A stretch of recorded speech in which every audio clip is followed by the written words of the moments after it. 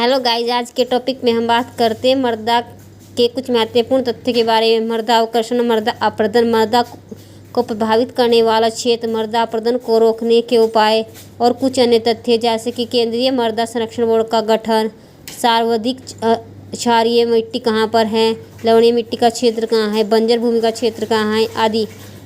और यदि आप चैनल पर नए हो तो चैनल को सब्सक्राइब कीजिए।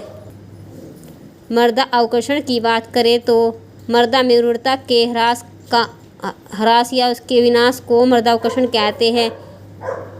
मृदा का पोषण स्तर गिर जाता है। मृदा के दुरुपयोग व अपरदन के कारण मृदा की जो गहराई या उसकी परत की मोटाई होती है वो महीन होती चली जाती है। महीन मतलब बारीक होती चली जाती है। मृदा अपरदन, इसका तात्पर्य मृदा के ऊपरी स्तर का विनाश, मृदा के ऊपरी परतों का विनाश होता चला जाता है, मानवीय या प्राकृतिक दोनों आधार पर। मृदा अपरदन के कारण होते हैं निवर्तीकरण, अत्यधिक पशुचारण, जलीय अपरदन, वायु द्वारा अपरदन, बहुत अधिक आंधी आने पर मृदा जो मिट्टी का ऊपरी परत होती है उड़ जाती है। झूम खेती कुछ समय के लिए जंगलों को काट कर खेती की जाती है। उसके पश्चात उस क्षेत्र को छोड़कर किसी दूसरे क्षेत्र में जंगलों को काट कर खेती की जाती है, झूम खेती कहलाती है। भूस्खलन अपरदन,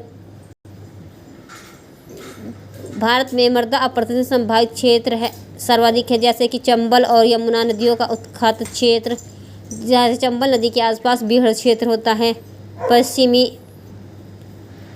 हिमालय का गिरिपथ क्षेत्र, छोटा नागपुर का पठार।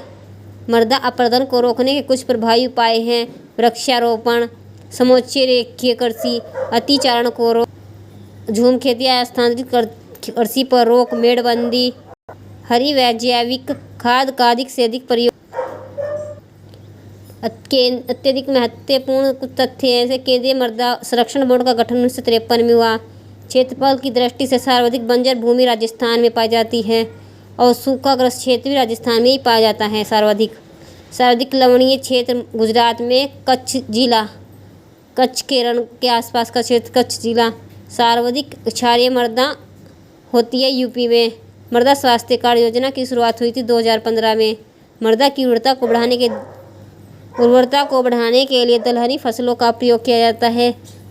दालों को ज़्यादा से ज़्यादा उगाया जाता है।